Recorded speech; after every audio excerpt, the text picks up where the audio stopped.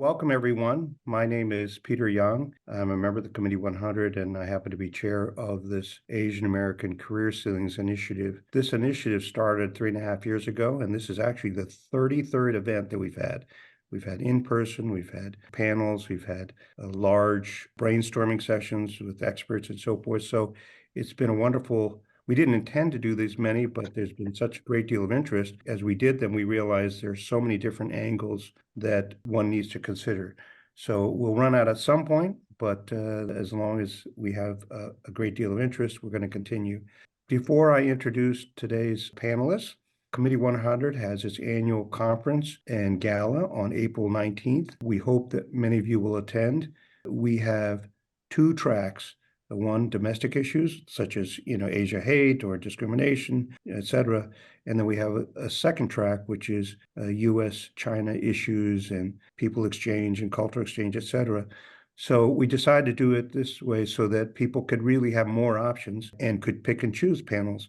And we actually have a third track, which is just a pure networking track. So if you want to network the entire time and not listen to any speakers, you'll be able to go the networking thing. But we felt that was a way to really make it very worthwhile. And we have some very exciting speakers. I was mentioning to our two panelists, we have 5 of the former or current ambassadors to China from the U.S., including, Ambassador Burns, but Gary Locke, John Huntsman, Stapleton Roy, Max Aukus. They're going to be talking about their perspectives. So that's just an example of the quality of people, plus some entertainment during the gala. So I hope that those of you who are interested, and you can find more information and register on the Committee of 100 website. Today's webcast is very interesting. I'm very excited about this because I do think that although we've done this panel for other different professions, media, etc., I think journalism has its very special place in this whole equation. It is not only a profession that is representative of the problem of career ceilings, but it just has an important role in our society, and it's a face of a society, right? Where people see the journalists or read the journalists, so it becomes a face of society as well. And that's an important element of what impact any career ceilings have. We have two very prominent journalists who are our panelists today. The first one is Nicole Dungca, who is an investigative reporter for the Washington Post, but she also is president of the Asian American Journalists Association. So she has sort of two hats on for this panel. I'm very pleased because she can speak to some of the initiatives, but also perspectives from that organization. The other is Amy Qin. She's a national correspondent for the New York Times who writes some wonderful articles, recently wrote a wonderful article about discrimination against Asian American officials, etc. So we have two prominent journalists, but from two well-known organizations that have their own perspectives on this issue. So let me just say to the audience, what we're going to do is, this is going to be kind of a discussion, a fireside chat. And I have a list of questions that I'm going to go through with our panelists, but we're going to make sure we leave time at the end for questions from the audience.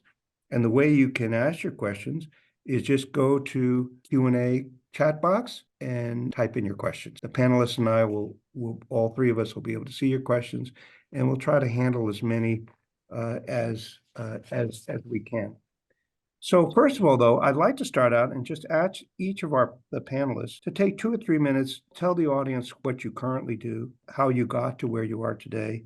And of course, Nicole, you have a special part, which is just your role, running the Asian American Journalists Associations, where you're president, alphabetically by first name. So Amy, you want to start?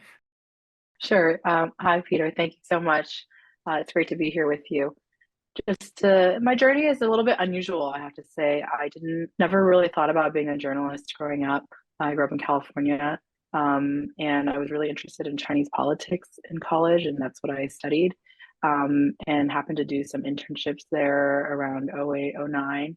And while I was there, I actually met some New York Times journalists who at the time were like, oh, would you be interested in doing an internship in the bureau? They just knew that I spoke Chinese and was interested in politics. It was really just random, and I didn't really have any plans. So fast forward to after grad school, and I went and I did this internship in Beijing, and it was great. I just never left, to be honest. Like I just was there at a time when it was really interesting. There were opportunities to do like short blog posts about China, and I just got to follow around a lot of the reporters and see what it was like, and just slowly kind of worked my way into this niche of covering culture around the Asia region from Beijing, and then became a China correspondent. I did that for a few years, got to work on some really big stories. We worked on the Hong Kong protests about Xinjiang, the crackdown on Uyghurs in Xinjiang. And my last few stories in China were from Wuhan, where I was there after the city was locked down and was writing about what now we now know is this pandemic, but at the time was just this, unknown virus. I was part of the group that was expelled from China, the group of US reporters that was expelled from China. And after that, I went to Taipei, where I continued to write about China. And I also started writing about Taiwan a lot more, which was great. It was, so fascinating to get to know a new place. I was there from 2020 to 2022, and I moved back to the US. I'm based now in Washington, D.C., but I cover Asian American communities nationally, which I'm pretty sure it's the first time that the New York Times has had someone dedicated to this beat. And so I feel like it's just a dream job. I've gotten to, just in the short time that I've been in it, I already feel like I've learned so much. And yeah, that's where I am now. Wonderful. Nicole, your turn. Thanks for having me. And I actually did have a more traditional route to journalism. I wanted to be a journalist when I was in high school, and I interned for this magazine called Filipinas Magazine, which was based out of South San Francisco. And so I grew up in the Bay Area in California, and I just remembered being struck every time I got into a newsroom in the mainstream media, basically, and not seeing that much diversity. I mean, growing up in the Bay Area, growing up in California, you see so many people like you all the time. I was surrounded by a huge family. I was in diverse suburbs. But when it came to going into some of these newsrooms, I noticed that there weren't that many people who looked like me. And so I found that out by interning at various newspapers. I interned at the Providence Journal while I was in college, and then also at the New Orleans Times-Picayune. Then finally, after I graduated, I had an internship at the Oregonian. And it was there that I got my first full-time journalism job, and also just started to think more about what my path would be in journalism. I had always wanted to be a narrative writer, but it was there that I kind of fell into investigative reporting because I was covering Portland Public Schools, which was the largest district in Oregon. And if you cover basically any public agency, there is a lot to go into. There are things that don't work. There are things that are broken. And I was just really compelled to keep doing investigative reporting because I saw the kind of change that could happen. And so after a couple of years there, I wanted to come back to the East Coast because so many media outlets are here.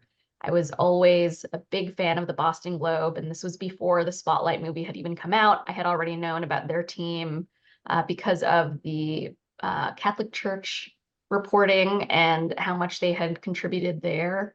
And I knew I just wanted to be in a newsroom that had an investigative team and had those resources.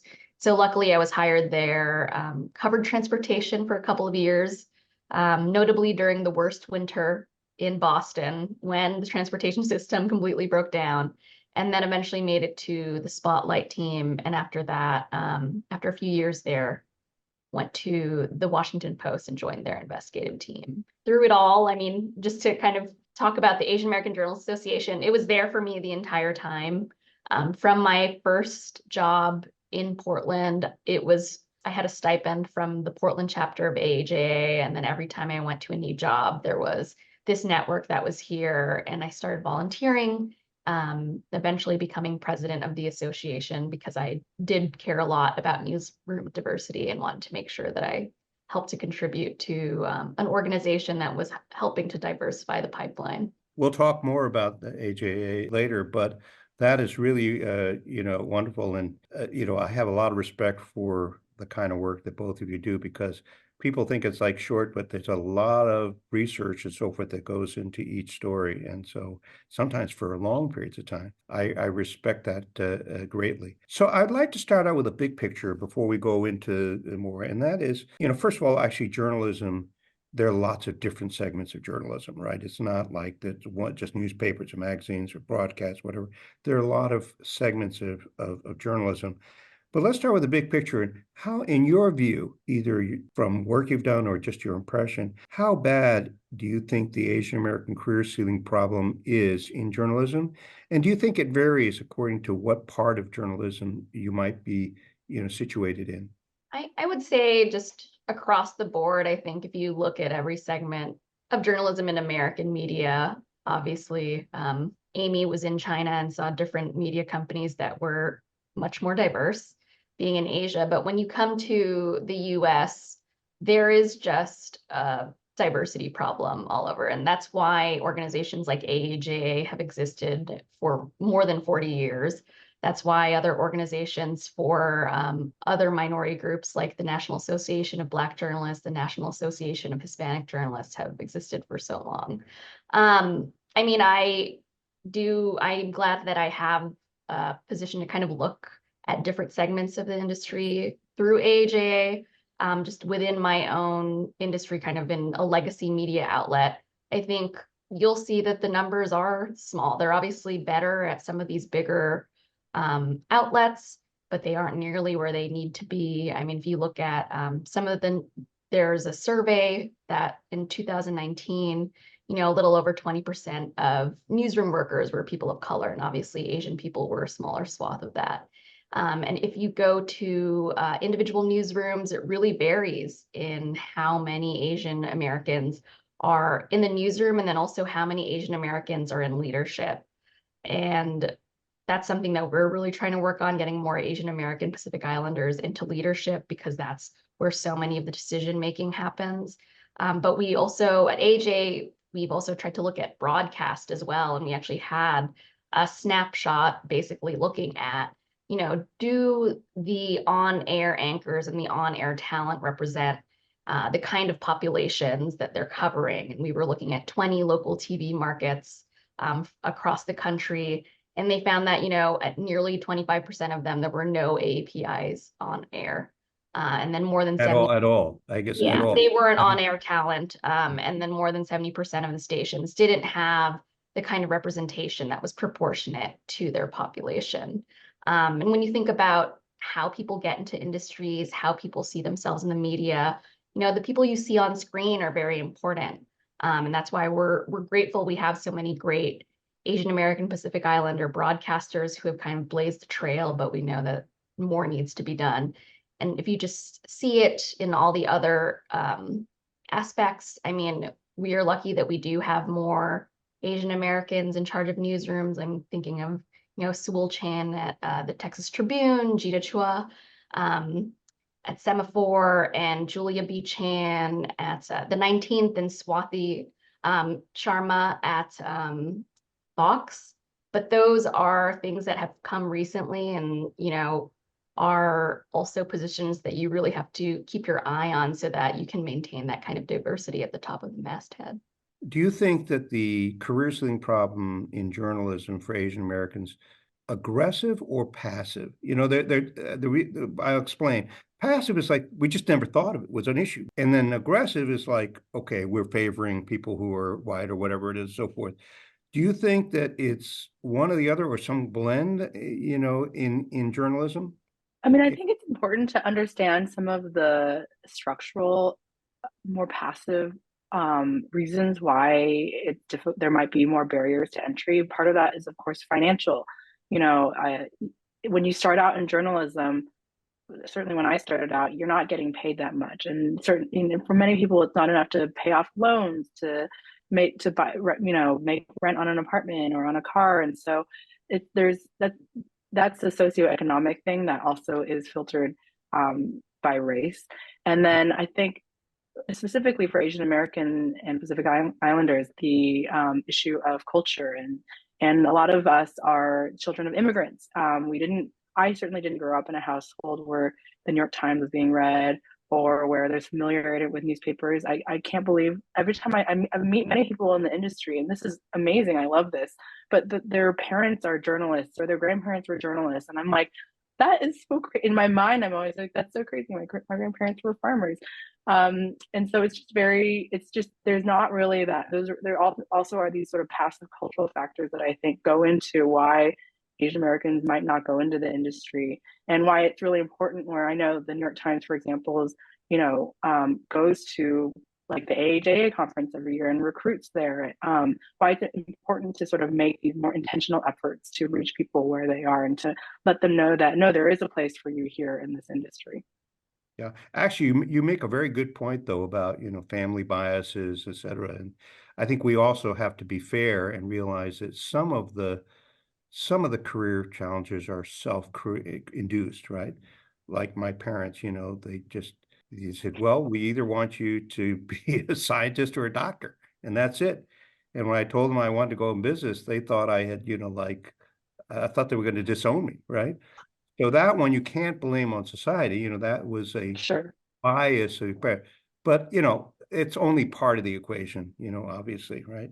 So I guess both of you are saying that, it's across all forms of journalism. Some of it's passive, some of it is aggressive and so forth. How about each of you personally? And I think you may or may not feel that you were subject to, career ceiling problem yourself. But any comments about either your own personal experiences or the experiences you observed uh, when around you, right? People around you who were Asian Americans and where you saw that they ran into a problem. Yeah, I think I'm really lucky where I am, but I think there's also lessons to be learned from how it was able to work. And I think AJ is one of those ways where I was able to find a network everywhere I could, so that in the newsroom there was someone who was kind of pushing for me, someone who could help me. And I think that when we think about pipelines and how people network and how people hire, a lot of it is, word of mouth or people that they've met through various channels. And when you have leaders who do not necessarily look like you, that becomes harder. And that's something that, I always talk about when people want to know what can we be doing more of. It's like, where are you recruiting from? If you're only recruiting from Ivies, who are you getting? When you think about the populations that go there, are you going to the schools that have lots of Asian Americans? Are you going to HBCUs? And so when I was actually at the Boston Globe, I was lucky enough to be on the team of the Spotlight team when there was an Asian American woman as the editor. And I think that does help. Obviously, we do have the skills to do so, but I think when you're thinking about who you're going to hire and you can see people who look like you and know what they can accomplish, I think there are some of those biases that you're not going to have anymore about who you think is an investigative reporter. And I think that's, obviously something, Amy's been a foreign correspondent. I'm an investigative reporter. These are very largely white male pipelines, if you look at some of these places. And I'm really lucky to be able to know a lot of women and a lot of people of color who have broken through into this, a pretty great field, but also a field that is very selective. And so I think when I think about it, having mentors who looked like me, who knew what I went through, was something that did work.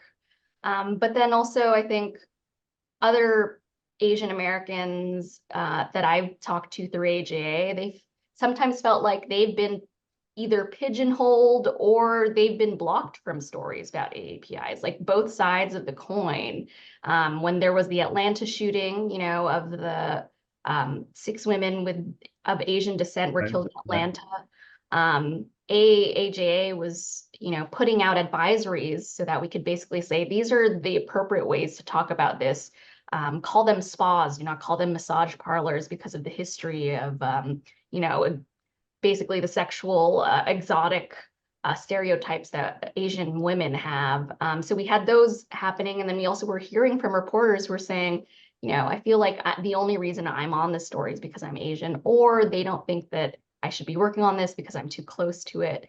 So I think as an Asian, you're kind of battling both sides of those kinds of biases. And you have to be able to say to your newsroom leaders, I should be able to, I'm going to bring some sort of expertise as an Asian American, but that's not the only thing I want to be doing. And from the past, we've actually heard from people who said like they tried to downplay how Asian they really were because they felt like then you were only going to be doing the AAPI stories, or they were going to a market where there was already an AAPI anchor, or there was already an AAPI leader on that team where they thought they could be the only one. And those are things that people have struggled with throughout their time in journalism. So it's very, very complicated, basically, right? Yes. Can't you can't just make one global statement and say it applies. Amy, any observations about people around you or yourself, on this issue of career ceilings? I feel like I was a foreign correspondent, which is a very white male thing, but I also really leaned into my strengths. As I mentioned, I sort of fell into this profession and I did, because I could speak Chinese, I was able to do that. And I feel like I've really self-pigeonholed myself over the years. And I remember talking to a mentor at one point, and he was saying that he had done the whole China bee. He himself was ethnically Chinese. He said that after that, he decided to go to Russia because he wanted to show that he could do something different. And obviously, I've taken a very different path. Instead of showing I could do something different, I've just gone harder into sometimes I'm like, play to your strengths. I feel like I can bring a perspective that is helpful on this beat. But it is in the back of my mind, if I am to move on from this beat at some point, it's definitely a concern. Like, have I sort of backed myself into a corner where I can only do Asian related stories? I'd like to think, and I feel like I've also been very lucky all along the way. I've had incredible mentors, who have been Asian and who understand what it's like to have to try to navigate these sort of networks and structures as an Asian person. And so that's why I just think that the leadership, having Asians in leadership in newsroom leadership is so important. Yeah, I feel very lucky to be able to have started my career abroad in China where, having a Chinese face was actually very helpful, not only being able to speak the language, but being able to blend into the environment. And, when you're going into a village in China, you don't automatically have people calling the police on you because you kind of blend in a little bit, which is nice. Mind if I just kind of go off that point? Yeah, and Really I'll follow because I have a follow-on question for you, Amy, but go ahead. Oh, no, I just thought it was really interesting because I just recently spoke to a young reporter and she talked about the difference of going to a Trump rally where essentially, she was called racial names and how she dealt with that. And then she was also reporting in Chinatown as a young Asian woman and how she noticed that she was getting access in ways that other people who were there, reporting on Lunar New Year who were not Asian were getting access. And I think we're kind of lucky to be at this time where I feel like it is easier to lean into being Asian, being proud of that within the newsroom. I think we do owe a lot to kind of other like social justice and civil rights movements. I mean, when we are talking about race, it's impossible to say that, the George Floyd and Breonna Taylor protests they obviously factored into this where people felt like we can bring our ethnicities into the newsroom and see it more as a strength. And I've seen that here all the time. I've done it myself. I mean, recently we did a story about the Smithsonian collecting human brains in the early 20th century. And we created a graphic novel investigation basically based on a Filipino woman. And there were at least 14 Filipinos in the newsroom or contractors who were working on it. And that's when diversity and having that kind of diversity in your newsroom really works. I have a follow-on question or a comment for Amy because you talked about the fact that you were stationed in Asia for part of your career, and that raises an interesting point, which is for all these webcasts that we've had, for a number of them, the person, whether it was in business or otherwise, started their career and got pulled into the quote Asia career path, right? Became, China this or whatever it is, so forth. And, their comment was very interesting. And so I'm going to direct this question to Amy, which is, they said there's a plus and a giant minus. The plus is you have a special expertise that someone may not have because they're not Chinese or whatever, but then you can get trapped and can't get back, right? You can't get out of the Asia beat, or you can't get out of the Asia part division or whatever it is. So, did you feel that, Amy, from when you did, and do you think that's a factor? Because this is beyond just the two of you, right? I mean, whether it's the, China beat or whatever it is, Asia beat, it can be more than just geographic, right? I did feel that, but I have to say that I don't know if it was necessarily because of my ethnicity that I felt that way as much as it is because being abroad, I mean, being in the US reminds me how US centric the US is. And of course, foreign and international reporting is very important, but it's also very, very far. So, I know people who are not ethnically Asian, who had careers in Asia and had a hard time getting back to headquarters or to the US. So I can't say that it's specifically ethnically related, but I can see how that would be an issue for sure. I have another question for both of you. It's not on the list that I sent you, so this is a surprise question, but it's really prompted by, Nicole, what you said, where one of the ways that you feel that you advanced your career was networking and mentoring and so forth. And this has come up pretty much in every broadcast that we've had, right? Where people say mentoring is really, really important. But they also say, it's kind of a challenge because if there aren't that many Asians above you, you can't be mentored by someone who is Asian because they're not there, so forth. So there've been a lot of very interesting, thoughtful insights about how you develop, think of mentoring in a different way than most people think of it, but also that there's mentoring that's sideways, that's colleagues. It's not just people above you. So maybe the two of you, since obviously both of you, I suspect, and Nicole, you've explicitly said that networking and mentoring is helpful. Maybe tell the audience a little bit about how you think it works and how you can use it to be successful, right, in your career in journalism. Yeah, I mean, I think sometimes, especially when you're talking to younger people, networking sounds like some sort of strange word when really it just means making friends with similar interests in your industry. And that's really helpful. And I always tell people to kind of reach out to people above you for mentorship, but also to be, really open to people on your level, because especially with an industry like journalism, I mean, we are moving all over the world. Amy is literally moving continents. I went cross country a couple of times. And so there is that importance of getting to know people, because when it does come to hiring, people do take notice of people that they've already noticed, they've already met at conventions or conferences or other reporting trips. And it's just a really easy way to get to know people and to actually learn more. I mean, I learned a lot from people that I've worked with and become a better reporter and better writer because of people that I've worked with. And luckily, there are organizations like AJ, and sometimes we have, explicit mentorship programs, basically. Like we have a mentor match program, and then we have programs for college students, high school students, and mid-career level people where, you're able to find a new cohort and you're able to bond with those people.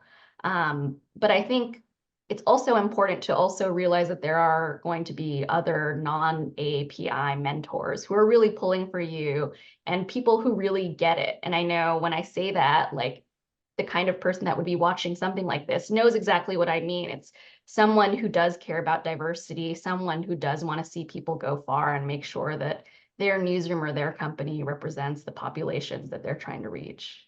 Amy, any comments on the networking and mentoring?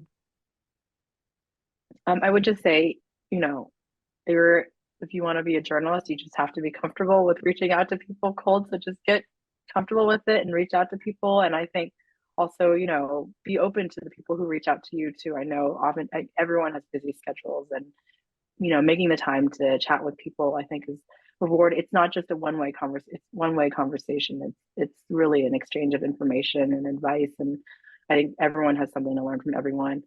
And I really would put in a huge plug for AAJ. Honestly, I had always knew that it existed, but because I began my career abroad, and I know AAJ has some presence in Asia, but I never was able to attend. And I was able to go to my first national conference last summer. It happened to be in DC, and it was honestly incredible to see so many Asian American journalists in the same room and work, all the kind of different work that's going on. And there's so many opportunities to have different kinds of conversations. It was my first, week back from maternity leave, and I was like, my mind was blown in many different ways, and it was and all mostly good. So it was just really, really nice. I would highly recommend that people look up AJ, and Nicole's been doing great work on that. Well, it's clearly due to superior leadership, right? I didn't even pay her to say that. She just said it on I her. know, it's true. By the way, just one small story on this issue of networking and mentoring. There was one story that I think particularly highlights how you should not think of networking and mentoring in a conventional way. Krishnan Raja Gopani Palan, who is the CEO of Heidrick and Struggles, the famous executive search firm, right?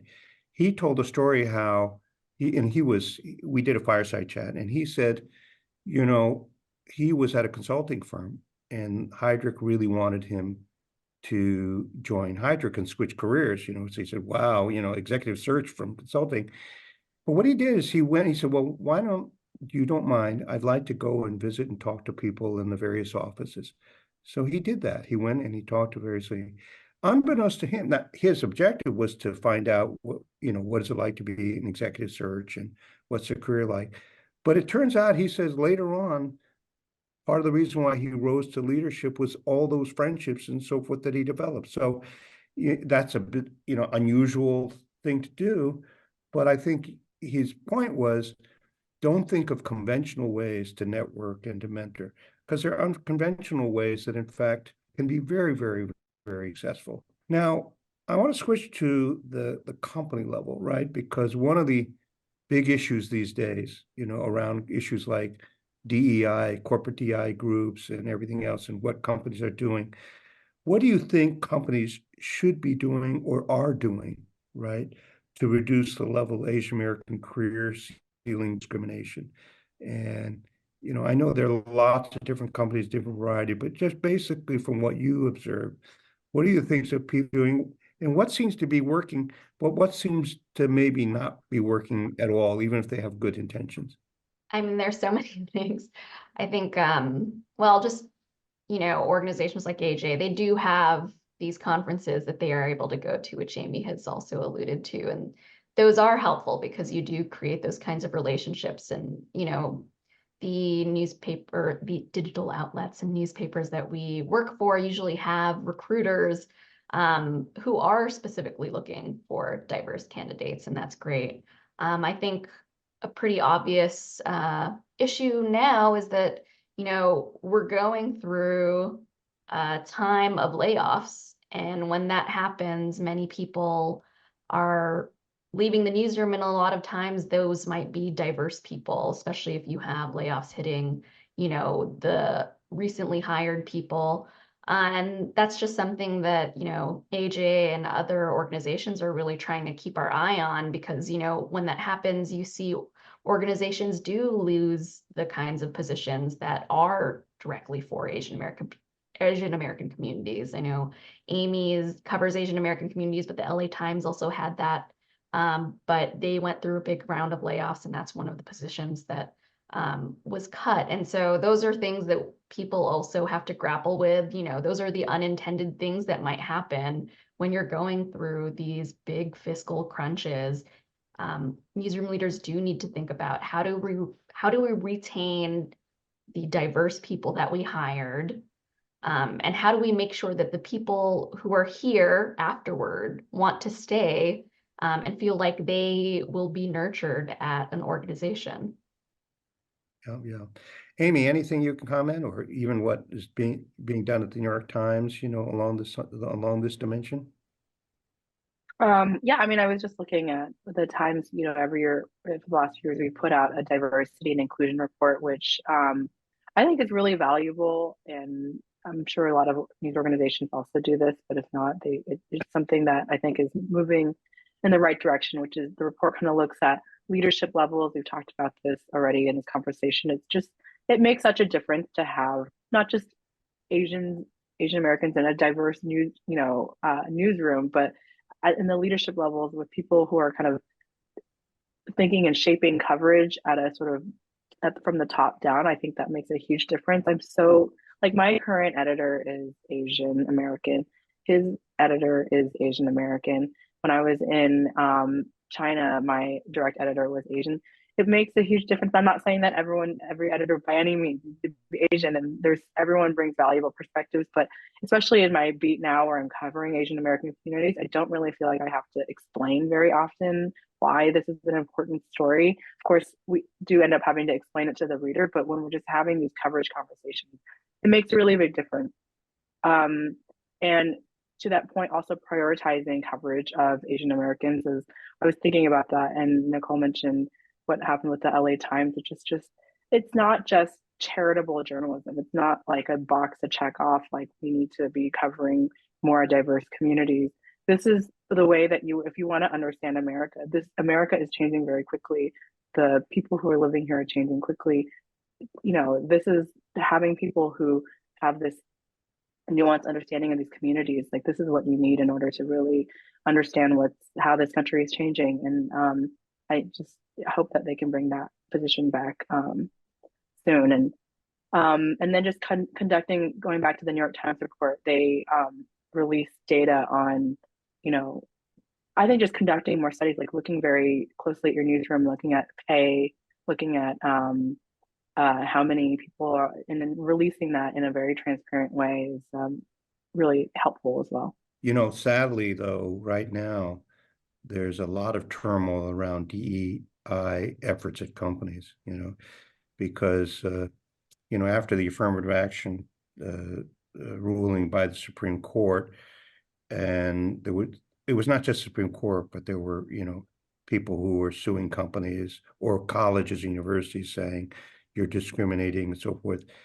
But it's now spilled over to DEI efforts, at companies, and same people suing law firms over saying you're just because of your DEI groups, you're discriminating against it.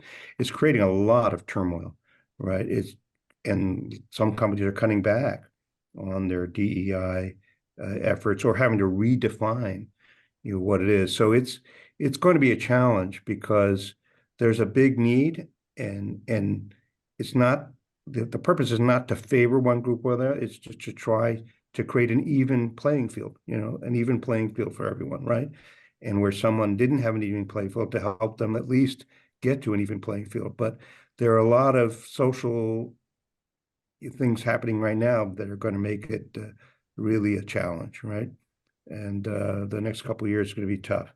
Now, one of the things I know, Nicole, you got the AJA for journalism, but I also want to remind people there are all these nonprofits, so forth, that are and for profit that you can reach out to that can really help you. Anna Mock is a Committee 100 member, and she's a partner at Deloitte, but she's president of Ascend, which is a huge organization that helps provide training, management training, and so forth. So, and they're industry agnostic, right? They don't care whether you're a journalist or a business person, and so forth. So I encourage those in the audience to look at the resources. If you're a journalist, you should take advantage of AJA, but in general, you should look at these resources because there are a lot of organizations, nonprofit organizations, that their job is to try to help people succeed. And, Sandra's one, Leap, there are a whole bunch that you can look at. By the way, we have a social media site in Discord for Asian American, and in it is just literally a list of every nonprofit that we can think of that somehow touches on the Asian American career ceiling. So that's a resource that you could look to see what organizations might be able to provide some help in your area. Any comments about this sort of action against DEI? Where do you think it's heading, and what do you think is the impact it's going to have on Asian Americans in the U.S.? I mean, I've seen stories, colleges are looking at things differently, even law firms are looking at those things differently. I mean, at least from my perspective at the Post, I am grateful that we do care about diversity. We just got a new publisher, and he said that's going to be his one of his areas of interest, and that always makes me feel better when I know that I'm at a workplace that cares about this. And so I think that remains to be seen. We have seen there was a lawsuit recently against Gannett for someone who said that he was discriminated against by not getting a job. So those kinds of threats are out there, but from what I've seen from newsrooms, there is a commitment to diversity, at least when they're talking to us, and I haven't really seen them pull back as much. Mm-hmm. Amy, your observation, do you think it's going the wrong way, or or not? Well, I mean, I think that even people who were pro affirmative action would say that it wasn't a perfect vehicle for necessarily for achieving diversity. So I think the extent to which all of these debates are kind of being had, it's like good to talk about it. There's different ways to implement. There's different definitions of diversity, equity, inclusion, and this is a very sort of I no, but I really believe that, like, to the extent that we can have a discussion about it, hopefully that will get us to a place where we can sort of better understand what we are all want in terms of DEI, and then how best to implement that in a way that's fair. That's right. But I have one last question for our panelists before we address some of the questions, and that is, we have quite a few people online listening to this, and obviously probably many of them are pursuing or thinking of pursuing careers in journalism. So what personal advice would you give? Maybe, what personal advice would you give if this elevator speech, right? So a young journalist gets in the elevator and says, I'm on the fifth floor, but could you give me your 3 or 4 ideas on what I should do to make sure that I succeed and don't suffer any obstacles? So what would that advice be? Oh, I have so many ideas. I mean, just some practical ones, or learn another Just whatever language. you want. Learn another language, just read a lot, consume media, and figure out what kind of media you feel like you are really attuned to. I mean, I was very lucky to be able to do a podcast and kind of saw the power of audio, and that was something that I didn't really think about before. Um, and I think it's also just important for people who, especially if they're starting out now, I just talked to a journalism class yesterday, actually. And I mean, a really concrete thing is always go for the internship or the job that will just give you more experience in writing and producing the kind of journalism you want to produce. I think that sometimes you might get caught up in thinking about what the best name is. But the best training that I have are at the places where I was able to write a lot. And maybe it's covering some small town in Oregon or somewhere else. And that's probably where you'll get the most experience writing and figuring out how to be a reporter and how to talk to people and how to work with sources. And I know that, the media industry is constricting a little bit, but always look for the things that give you more opportunities to actually produce the journalism you want to produce. Amy, any advice you give to the audience? Yeah, I mean, I'd say lean into your strength. We talked about this today already. If you speak another language, see if there's a way that you can, use that, because I think that's something, especially if it's an Asian language, it's something that a lot of newsrooms lack right now. Acquire new skills. I do teach a journalism class now, and I'm so impressed by when I talk to my students. They all have multimedia projects. They don't never just want to do text. They're like audio and data visualization. But the more that I think that's smart. That's the way that you can kind of keep up with the way that the newsrooms are evolving. And just find people that are willing to mentor you, and try to just soak it all in. Like, don't I love remote work, but I think it is really, really valuable to be in the newsroom and to overhear conversations and to go on trips, reporting trips, or to tag along with other reporters who are more veteran and who can watch how they work and kind of figure out what worked for you too. I learned so much from doing that. So I think that's all super valuable. So we have a couple of questions. So Gil Sakawa says, AJ AJA spoke up and criticized the Nebraska governor for his racialized comments. What's the process that AJA uses to have such situations brought to your attention? I guess to also decide how you want to respond. I guess this is a question for Nicole, right? Yes, so if you didn't hear about that, I'm actually meeting that reporter soon. She's really talented and she was working on a story about businesses related to the Nebraska governor. And she, for the Free Water Press, and she was, somebody asked the governor about her work, and he essentially called her a communist and dismissed her reporting. And AJ thought it was a very obvious thing to stand up for that reporter and to, because her newsroom was standing behind her reporting. And for AJ, I mean, we have a committee called Media Watch, and this is something that we look into all the time, basically trying to put out proactive advisories when we see things about Asian American communities in news in which we think that, you know, people might get it wrong. We want people to have pronouncers and explainers, and also, you know, how to avoid talking about things in a way that might be offensive. But we also react to those kinds of statements. That's one recent example. And so that just goes through a committee. I mean, people call us all the time, text us all the time and say, this thing happened, is AAJ going to speak up about it?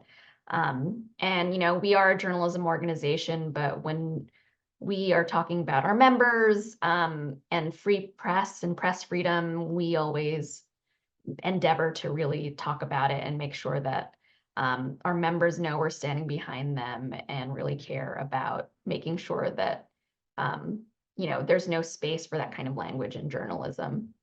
Yeah, you have to say something. There's a question here from Henry Tang, which could be addressed by either one of you. Henry Tang actually is a Committee 100 member and is one of the founders of Committee 100 35 years ago. His question is, Western coverage of Asian news events, and how can the American Asian editorial participation be broadened? I guess he's implying that it's not broad enough. Any comment? Maybe it's the first part of the question was, sorry to interrupt.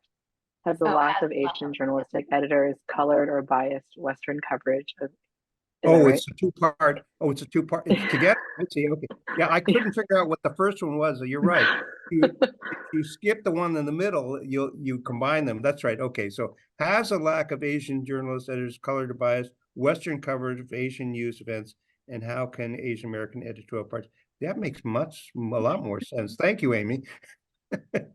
I mean, Uh, yeah, go ahead, Amy. yeah, go ahead, Nicole. No, you go Oh, first. no, I think that, I mean, AJ does try to respond to this. And also, anyone in a newsroom, I think, does this in an informal way. You know, if you see in the Slack that the coverage, you know, somebody isn't using the right term, or they don't necessarily know the context of something, or something might be racially charged in some way, you know, you always see journalists of color giving their input and hoping that the coverage that we put out is as accurate as possible, according to our communities.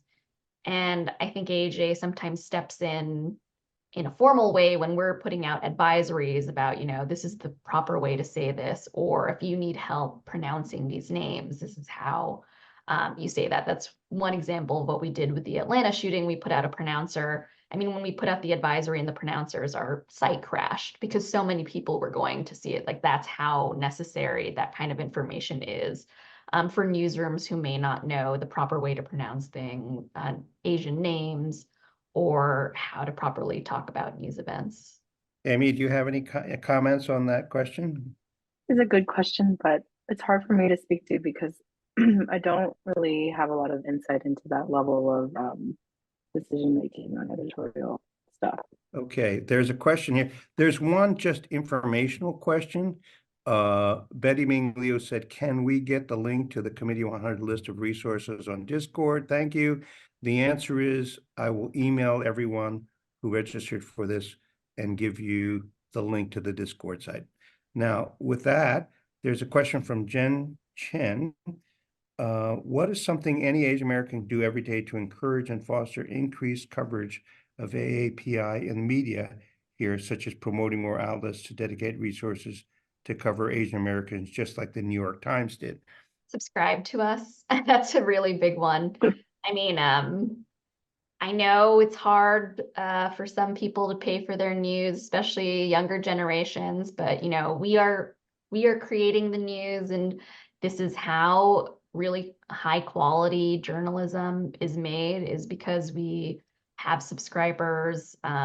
You know, the things that Amy and I do, they take a lot of resources, and we're only able to do them because we are properly funded. And so, you know, supporting your local outlets that you really appreciate, I think, and local and national, international outlets that you really appreciate, I think, are really important. And, you know, even just sending around some of that work, if you feel like it really resonates with you, I think is one thing, and promoting that, and also telling those people who produce that journalism that it meant something to you, because, you know, those kinds of things, when things get lots of engagement, it tells a newsroom those are the things that we should be covering.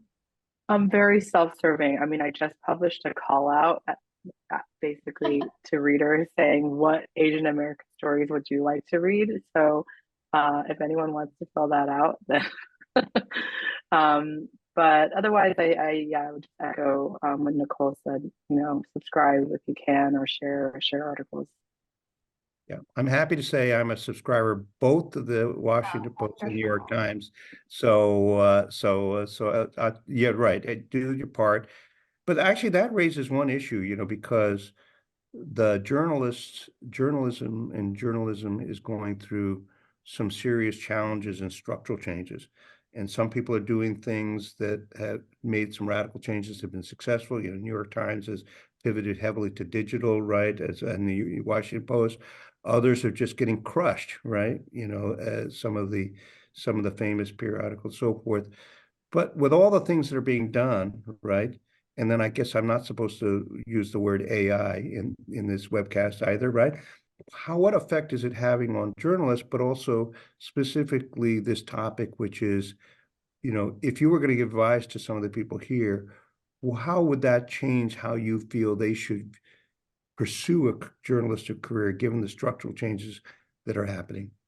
In regards to AI specifically, or No. AI is just one of larger? is one of the things that's happening that's on the negative, maybe negative side, but other things have been positive, right? I mean, the New York Times, for example, and the Washington Post both pivoted heavily to digital, and it's been successful, or it's helped, right?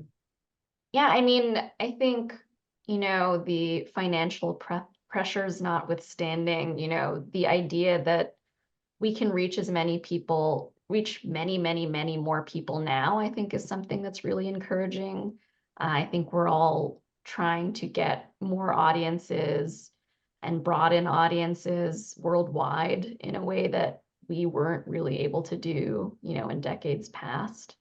But if you're trying to get into this industry, I mean, I think just trying to figure out what kind of journalism most appeals to you and what you think people will consume is really important, whether that means, you know, are you really, I don't know, maybe there's going to be this huge VR push, you know, or maybe you love video, maybe you love audio, maybe you love social media, or you're like the biggest TikTok influencer in your school. There are ways to make that work in journalism. And I think if you just try to create the kind of content that you think that people care about, that will serve you well. Yeah, and there's some positive areas too, like podcasts didn't exist, right, 10 years ago, and now they're hugely positive. So it's not all negative, right? I mean, you have to step back and look at what's happening and plan your career to take into account where things are headed, right? Or you'll be run over, right? I think, right? But there are also opportunities within even industries that are, that are under a lot of pressure. So we have reached the end of our hour. We pride ourselves on starting on time and ending on time, not to discourage panelists or attendees. I really want to thank the two of you, Amy and Nicole, for really the insights that you provide. It's very, very valuable, but also that the work that you do, which obviously has been very, very impactful. And so I want to also thank the audience for some good questions. And again, we have the Career Ceilings events every month to 6 weeks or so. So there'll be another one probably in March. But also, I also encourage those of you who are interested to attend our April 19th conference. But also, I just want to mention that the Committee 100 Asian American Career Ceilings team is putting together a summit in June where we're going to gather senior people in the nonprofits related to career ceilings, but also DEI, and get together to compare notes, to talk about what each is doing, to try to encourage collaboration, but to brainstorm and come up with new solutions and ideas and hopefully get them launched. So we'll let people know, but we just want to let you know, those of you who are involved with DEI groups or Asian American nonprofits related to career ceilings, that we're going to be holding this event in June in New York, in person with some hybrid. So thank you very much. And this is being recorded and will be posted on the Committee 100 website. So Nicole and Amy, you can binge watch or send a link to your parents and say, look, I have a legitimate career here. Yeah. Yeah. So, right. But also for those of you who want to watch it again, or those of you who have friends who haven't, it's going to be available. So thank you very much again. And I thank the audience for participating. Thanks so much for having me. Thank you.